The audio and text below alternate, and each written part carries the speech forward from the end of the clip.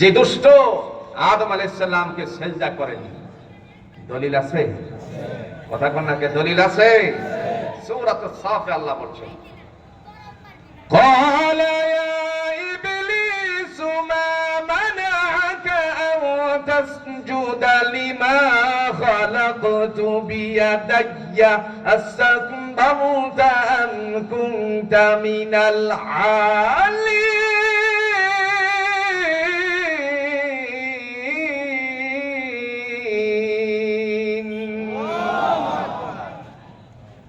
আল্লাহ ডেকে বলেন, হে ইবলিস, আমি যে আদমকে স্বীয় হাতে বানালাম, সিজদা করার কথা বললে পরে কোন জিনিসে তোর সিজদা থেকে দূরে সরালো? ইবলিস বলে, আনা খায়রুম মিনহু খলাকতানি মিন নারিন ওয়া খলাকতাহু মিন তিন। আল্লাহ আদমকে বানিয়েছো আগুন দিয়ে, আর আমারে বানাইছো তুমি মাটি। কথা কোন? আদমকে কি দিয়ে বানাইছে? এই তো বলছে। উল্টোটা বললে ঠিকঠাক করে দিবেন। আদম বানিয়েছো তুমি মাটি দিয়ে, আর বানাইছে ইবলিসরে কি দিয়ে? আগুন। আগুনের লেলিহান ঊর্ধ্বমুখী আমরা সবাই জানি। মাটি যত বড়ই হোক না কেন, উপরের দিকে ঢিল মারলে পরে নিম্নমুখী তার গতি। এবার বলে, আমি তারে নিম্নমুখীকে কখনো সিজদা করতে পারি না, নতি স্বীকার করতে পারি না। মহান আল্লাহ পাক বললেন, ফখরুজ, বের হয়ে যা, জান্নাত থেকে বের করে দিলেন। ওয়া ইন্না আলাইকা লা'নাতি ইলা ইয়াউমিদ্দিন। আয়াতের শেষাংশে আল্লাহ বলছেন, কিয়ামতের পূর্ব মুহূর্ত পর্যন্ত তোর গলার মধ্যে লানতের তখ্ত ঝুলিয়ে দিলাম। সেই কারণে আল্লাহ বুঝলেন, কোরআন অবতীর্ণ করার আগে শয়তানরে আমি বন্ধ করি। রমজানের গুরুত্ব দিতে গিয়ে কিংবা কোরআনের মর্যাদা দিতে গিয়ে আগে আল্লাহ পাক শয়তানকে শৃঙ্খলাবদ্ধ করলেন। ওয়া ফুতিহাত আবওয়াবুল জান্নাহ। রমজান মাসে আল্লাহ জান্নাতের দরজাগুলোকে খুলে রাখলেন।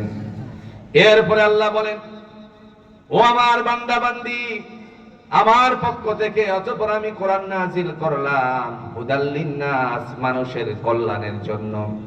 কেমন মানুষের কল্যাণ হয় একটু ধারণা দিলে আপনারা সহজ করে বুঝে যাবেন। ইতিহাসের পাতায় স্বর্ণাক্ষরে লেখা আছে, অর্ধ পৃথিবীর শাসন যিনি করেছিলেন আমরা সবাই তার নাম জানি, হযরত ওমর ইবনুল খাত্তাব রাদিয়াল্লাহু তাআলা আনহু। আবু জাহেল ইসলামের প্রধান শত্রু, ইসলামের প্রধান শত্রু। আবু জাহেল যদিও দুনিয়ার জমিনে নাই, তার উত্তরসূরিদের লেশ মাত্রা জুড়ে বলুন তো আছে কিনা? ইতিমধ্যে আমার ভাইয়ের কথা আপনি শুনেছেন, আপনারা শুনেছেন বিগত দিনে মানুষের কাছে কোরআন পৌঁছানোর জন্য কত না অনুমতি নেওয়া হতো, মাইক পর্যন্ত কেড়ে নেওয়া হতো। কথা বল না কেন? তাফসীরুল কোরআন মাহফিল করতে গিয়ে দা দিয়ে পর্যন্ত মুফাসসিরকে এই মঞ্চের মধ্যে আঘাত করার জন্য তারা এসেছিল। জোরে কণ্ঠে কিনা? এটার থেকে আপনারা মিলাবেন কেমনে তারা উত্তরসূরি হয়। আবু জাহেল যখন বিশ্বনবী মুহাম্মদুর রাসূলুল্লাহ সাল্লাল্লাহু আলাইহি সাল্লাম কোরআন তেলাওয়াত করত, তখন তার কাছে ভালো লাগতো না। সে দেখে বলতো, তোমাদের মধ্যে আজকের আমার বিবৃতি আবু জাহেলের বিবৃতি দিল, ভাষণ দিল, তোমরা আমার ভাতিজার কোরআনকে শ্রবণ করিও না। জোরে কোন দলিল আছে? একটু জোরে কোন আছে দলিল? وقال الذين كفروا لا تسمعوا لهذا القرآن والغوا فيه لعلكم تغلبون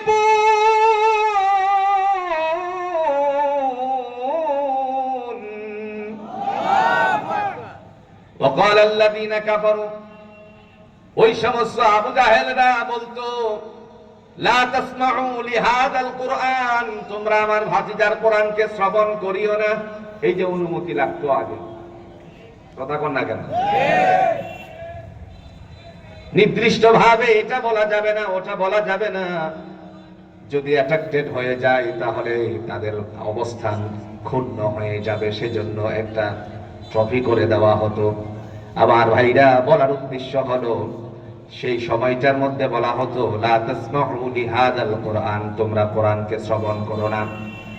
শুধু তাই নয়, যদি আমার ভাতিজা মুহাম্মদ সাল্লাল্লাহু আলাইহি ওয়াসাল্লাম মানুষের কাছে কোরআন পৌঁছাতে গিয়ে শেষ পর্যন্ত বলেও ফেলে, কোরআন তেলাওয়াত করেও ফেলে, তখন তোমাদের কান পর্যন্ত পৌঁছালে অন্তরের মধ্যে যেন না পৌঁছে, এই জন্য তোমরা আরেকটা কাজ করবা, ওয়ালগাউ ফীহি লাআল্লাকুম তাগলিবুন। সেই সময় তোমরা হট্টগোল সৃষ্টি করবে যাতে করে মানুষের অন্তরকরণে কোরআনের বিষয়বস্তু না ঢুকতে পারে। জোরে কোন নাউজুবিল্লাহ। দুর্ভাগ্য হলেও সত্য, সেই আবু জাহেল রাতের অন্ধকারে আমার নবী মুহাম্মদ সাল্লাল্লাহু আলাইহি ওয়াসাল্লামের তেলাওয়াত গিয়ে কান লাগিয়ে শুনতো। উতবা শুনতো, শাইবা শুনতো, ওয়ালিদ ইবনে মুগীরা শুনতো, আর তারা বলতো সাদাক্তা ইয়া আহমদ। একদিন মুহাম্মদ সাল্লাল্লাহু আলাইহি সাল্লাম কোরআন থেকে আয়াতে কারিমা পড়ছিলেন, আলিফ লাম মিম যালিকাল কিতাবু লা রাইবা ফীহি হুদাল লিল মুত্তাকিন।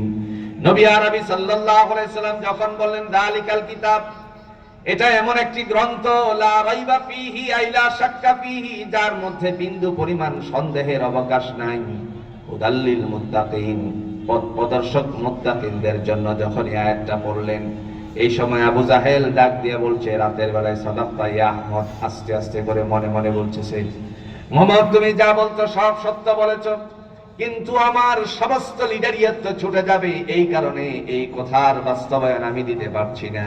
আমার ভাইরা, বিগত দিনে আমরা লক্ষ্য করেছি দলের ক্ষতি হয়ে যাবে বলে ইসলামের কথাগুলো না মেনে বরং বিরোধিতা করেছে, ঠিক না বলে? প্রিয় ভাইরা আমার, মহান আল্লাহ পাক রব্বুল আলামিনের হাবিবের কানে কথা যেন না পৌঁছাতে পারে, চুপি চুপি করে সে আওয়াজটা দিল। সকাল হওয়া মাত্রই ডাক দিয়ে বলছে, কে আছো তোমাদের মধ্যে? আমার ভাতিজা বেশি বাড়াবাড়ি করছে, তারে দুনিয়ার থেকে বিদায় করে দিবে। চিন্তা করার পরে একে একে করে মাথা নিচু করলেন। তার কারণ হলো, একজন আরেকজনের সাথে আত্মীয়তার বন্ধন আছে, রক্তের বন্ধন আছে। দেখা গেল আবারও তাদের সাথে আন্তরিকতা আছে। বিশেষ করে মুহাম্মদ সাল্লাল্লাহু আলাইহি ওয়াসাল্লামের প্রতি মানুষের একটা দুর্বলতা ছিল। তিনি আল আমিন উপাধিতে ভূষিত হয়েছিলেন, ছোট্ট সময়ে তারাই এই উপাধি দিয়েছিল। এই কারণে সবাই আস্তে আস্তে করে মাথা নিচু করলেও একটা মাথা কেমন উঁচু আছে, হাত উঁচু করেছে। সেই মানুষটার নাম ছিল খাত্তাবের সন্তান উমর। জোরে কোন নাম কি? শুধু এই আয়াতের এই অংশটা বোঝানোর জন্য আমি কথাগুলো বলছি। আল্লাহ বলেন হুদাল লিন্নাস, মানুষের কল্যাণের জন্য আমি কোরআন নাজিল করেছি। হযরত ওমর তিনি দাঁড়িয়ে বললেন, আজ আমি সকলের সামনে ঘোষণা দিলাম তোমার ভাতিজাকে দুনিয়ার থেকে বিদায় করতে পারি। মুহূর্তের মধ্যে ডেকে বলছে, আমি আজকে তোমারই কেবল কামনা করেছিলাম। যখন এই কথাটুকু বলল, ওমর রাদিয়াল্লাহু তাআলা আনহু তিনি তরবারি উঁচু করে রওনা করলেন। প্রতিমধ্যে সাক্ষাৎ হয়ে গেল রাসূলুল্লাহর একজন সাহাবীর সাথে। তিনি একজন বেদুইন সাহাবী, গ্রাম্য মানুষ, যাদেরকে আরবিতে বদু বলা হয় বর্তমান সময়ে। গ্রামের মানুষ, আল্লাহর বান্দা ডেকে বললেন, ও খাত্তাবের সন্তান উমর, তুমি কোথায় যাচ্ছ? ডেকে বলল, আমি আহমদের কল্লা দেহ থেকে আলোক করার জন্য যাচ্ছি। জোরে কর নাউজুবিল্লাহ। মুহূর্তের মধ্যে ডেকে বলছে, তুমি কি জানো নাকি, তুমি কি জানো নাকি তোমার এই কল্লা তার কাছ থেকে ফেরত নিয়ে আসতে পারবে না? কথা বলা মাত্র একটা থাপ্পড় মেরে দিলেন, জমিনের মধ্যে পড়ে গেল। জমিনে পড়ে যাওয়ার সাথে সাথে আল্লাহর বান্দা তিনি মাথাকে উঁচু করে যখন চলে যাচ্ছিল হেঁটে, মাথা উঁচু করে ডাক দিয়ে বলছে, খাত্তাবের সন্তান উমর, শোনো, তুমি ওই বাড়ির রাস্তা, নবীজির কাছে যাওয়ার রাস্তাটাকে তুমি একটু ব্রেক করো, তোমার বোনের বাড়ির রাস্তাটাকে একটু ধরে দেখো, সেখানে গিয়ে সে তো তোমার রাসূলের কাছে মুসলমান হয়ে কালিমা এবং কোরআনের ছায়াতলে আশ্রয় নিয়ে নিছে। মুহূর্তের মধ্যে তার মস্তিষ্ক একটু ঘুরে গেল। বোনের বাড়ির রাস্তা ধরলো। রাস্তা ধরার পরে বোনের ঘরের কাছাকাছি যাওয়ার পরে আল্লাহর বান্দি কোরআনুল হাকিম থেকে সূরাতুত তাহা তেলাওয়াত করছিলেন। এর আয়াতের অংশটুকু ওমর ইবনুল খাত্তাব রাদিয়াল্লাহু তাআলা আনহুর কানে এসে পৌঁছালো। আল্লাহর বান্দা এই কানে পৌঁছানোর সাথে সাথে মনের মধ্যে, দিলের মধ্যে হিল্লুল জুড়ে বলেন ফেলে দিয়েছেন কে?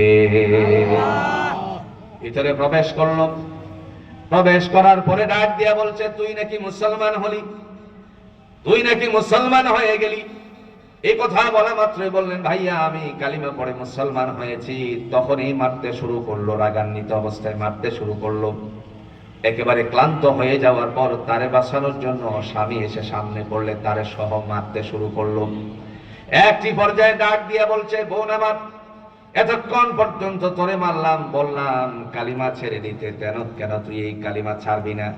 বোন ডাক দিয়ে বলছে, ভাইয়া দেহের সাথে বিন্দু পরিমাণ প্রাণ যতক্ষণ পর্যন্ত লেগে আছে ততক্ষণ পর্যন্ত আল্লাহর নবীর শিখানো কালিমা আমি ছাড়তে পারি না। মুহূর্তের মধ্যে বলল, তুই যেন কিছুক্ষণ আগে কি পড়ছিলি একটু বল, একটু আমারে শোনা। তিনি পরে শোনালেন আবারও, মা